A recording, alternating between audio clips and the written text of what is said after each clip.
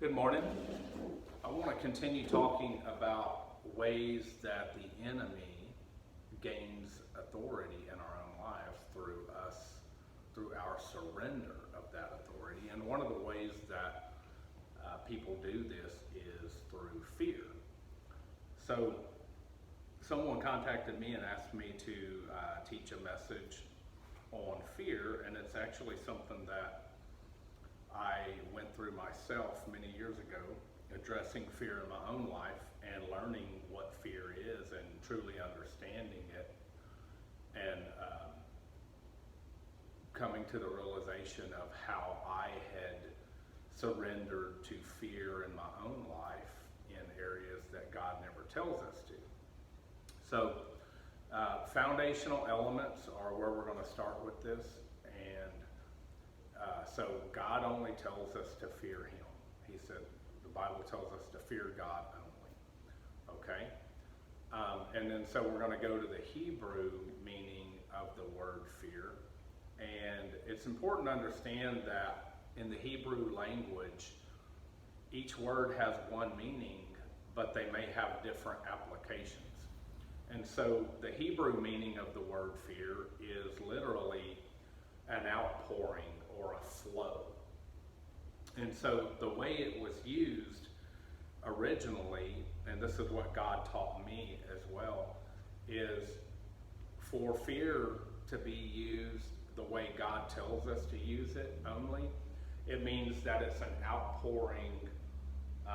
We use love as the mechanism, and it is an outpouring. Fear is an outpouring of worship and reverential awe toward God. The other application in the Hebrew would indicate that it is an outflowing response or reaction to a circumstance which would cause trembling or shaking, but it's still an outflowing. And so when we use fear correctly, it is an outpouring or outflowing love to God, but when we use it incorrectly, we're pouring out and worshiping a problem or a situation. And so many people have misunderstood and misinterpreted fear as having two meanings, but it doesn't. It has two applications. A perfect example of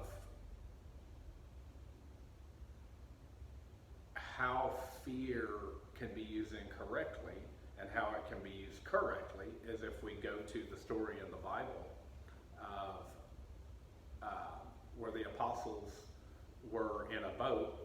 Jesus told them, get in a boat, go to the other side, and Jesus went and had some alone time with God, and then sometime later there was some waves and some action on the water causing some fear. Well, let me back that up. That's the incorrect word use of it. There was a situation that became present on the water of waves and things, and the apostles began to use fear incorrectly. This is a perfect example. They begin to worship their surroundings. They begin to have an outpour of focus and attention and worship on their situation. So it's important to understand that love is the mechanism that we use and that God uses to get us to worship and fear him. Anxiety is the mechanism that the enemy uses to get us to not fear God, but to get us to fear our situation. And so it's often misunderstood and misinterpreted that now fear has two meanings. It can mean worship or it can mean anxiety, and that's not true. That's not correct. Fear has one meaning only: reverential awe or outflowing and outpouring. It has two different applications. We apply it to God, where it's supposed to be only, or anxiety is the mechanism that gets us to worship anything other than God. Doesn't change the meaning, it shows a different application, and different mechanisms are used to achieve that. And so they're in the boat, waves are kicking around, and Jesus shows up out there. He's walking on the water, and it's obvious that at this point there was some anxiety and some worry and doubt and all this on that boat. And then when they saw Jesus, Peter in particularly, they thought it was a ghost first, and they got frightened even more. And then they realize it's Jesus, and Jesus summons him on. Lord, is that you? Jesus summons him on. And so Peter steps out and takes out across the water. So this is a beautiful example of where Peter was using fear incorrectly.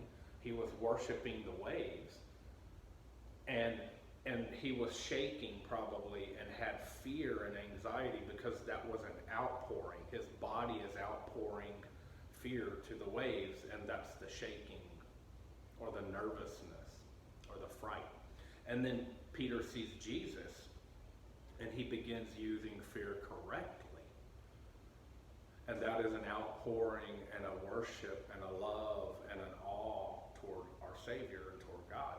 And so Peter takes out across the water using fear correctly now. And he's doing well for a little bit. And then Satan comes again and uses anxiety. See, love got Peter out of the boat, executing and exercising fear correctly. Then Satan used anxiety to get Peter to take his worship off of Jesus and start worshiping his surroundings and worshiping the waves and worshiping his situation, fearing the waves, fearing the situation he was in. Love got Peter out of the boat, running to fear Jesus. Anxiety is what Satan used to get Peter to stop fearing God and start fearing the waves and his surroundings. And that's when he began to sink. And Jesus was there to pick him up. So that's a beautiful example of how fear can be applied in different ways, but it holds the same meaning. It doesn't change. So I'm going to continue on this topic of fear. I ask you to just please keep an open mind and listen. Everything I'm telling you is biblical, and